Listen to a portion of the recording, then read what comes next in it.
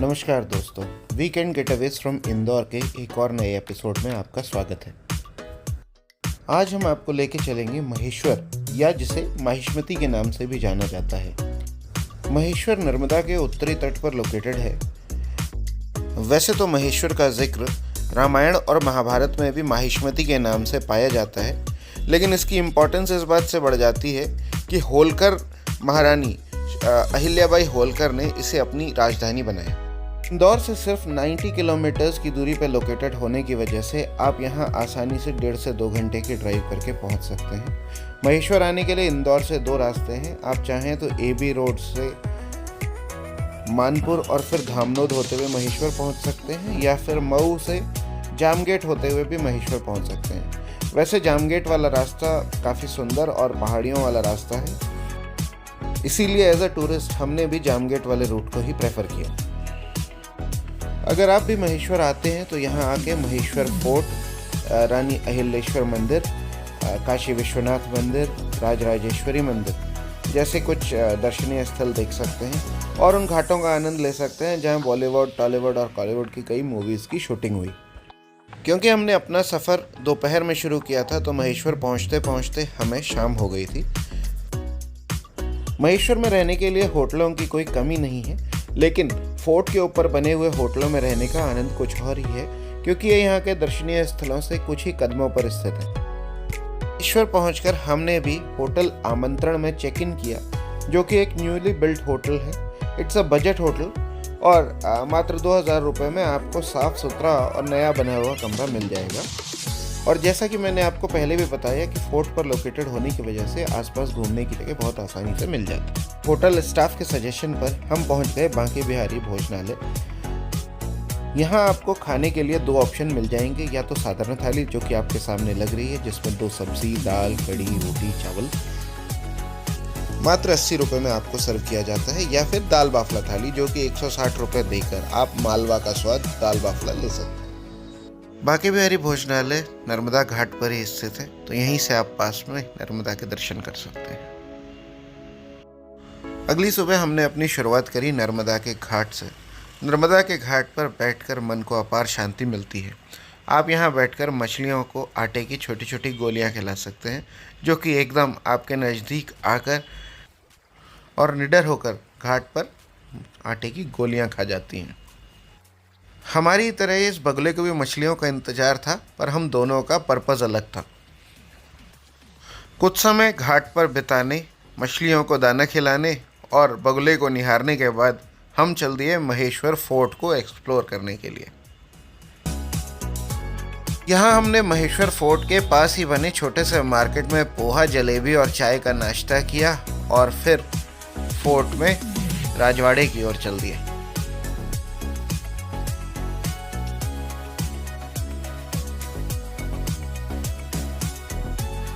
Fort में सबसे पहले ये भव्य सा द्वार आपका स्वागत करता है।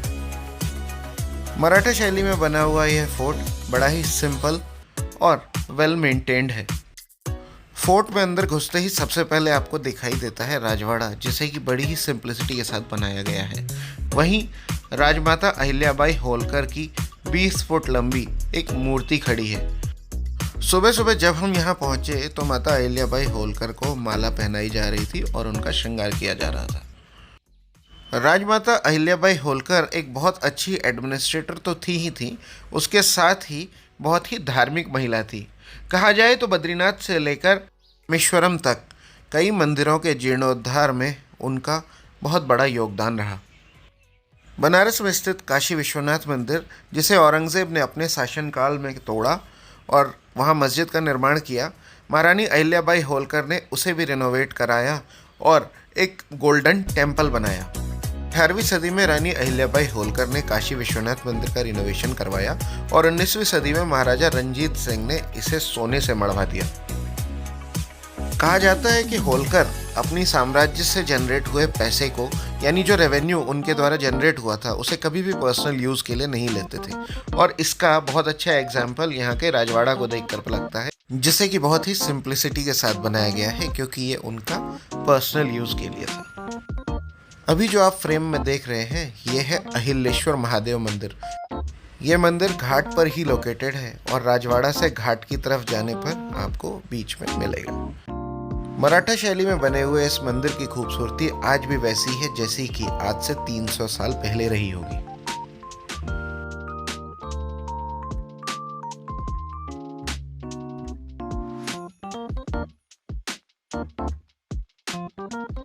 मंदिर की दीवारों पर करी गई इंट्रिकेट कार्विंग्स और कई तरह की मूर्तियों को उकेरा गया है और लगभग हर तरह के हिंदू प्रतीक चिन्ह इस मंदिर की दीवारों पर मौजूद हैं, जैसे कि हाथों में वाद्य यंत्र लिए हुए संगीतकार, हाथी, कमल के फूल और कई अन्य तरह के फूल।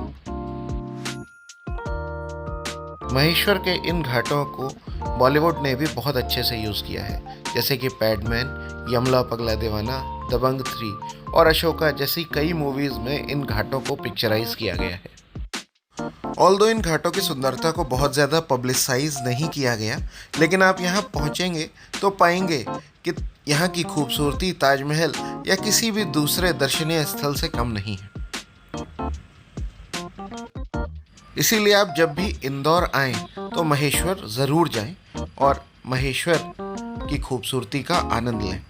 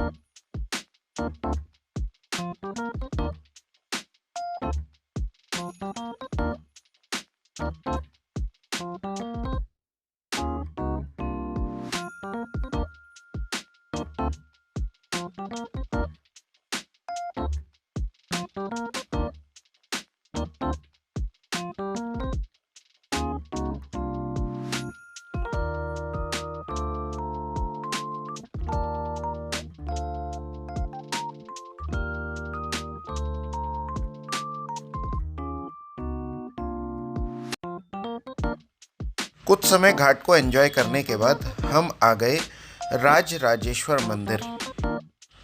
कहा जाता है कि इस मंदिर में कई सदियों से 11 अखंड ज्योतियां जल रही हैं। कहा जाता है कि यह स्थान सहस्त्रबाहु कार्तवीर्य अर्जुन का समाधि स्थल भी है, जिनका वर्णन महाभारत में पाया जाता है।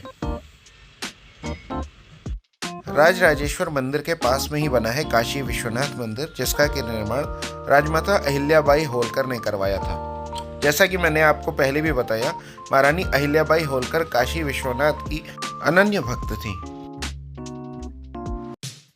महेश्वर के ढेर सारे मंदिरों और घाटों को देखने के बाद हम चल दिए जामगेट की तरफ। महेश्वर से जामगेट तक का रास्ता हरियाली से भरा हुआ है और ऊंची नीची पहाड़ियों से होते हुए हम जामगेट पहुंचते हैं।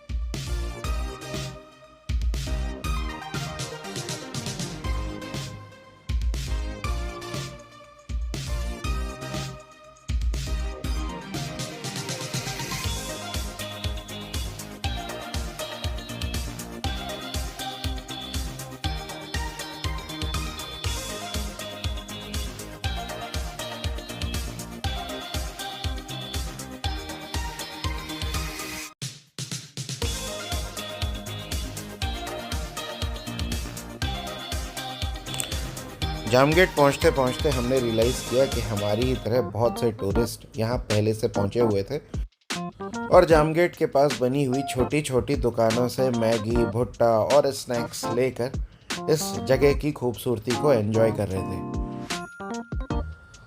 तो जामगेट पर बहुत ज़्यादा समय न बिताते हुए हम अपनी वापसी यात्रा में इंदौर की तरफ बढ़ चले। उम्मीद है कि आपको भी वीकेंड गेटअवेज फ्रॉम इंदौर का ये तीसरा एपिसोड पसंद आया होगा, और अगर आपको यह पसंद आया और आपकी जानकारी में हमने थोड़ा भी इजाफा किया तो हमारे चैनल को लाइक और सब्सक्राइब करना न भूलें। और इसी के साथ हमारी यह ट्रिप अपने अंत पर आ जाती है। आप भी मालवा की खूबसूरती का आनंद लें। धन्यवाद।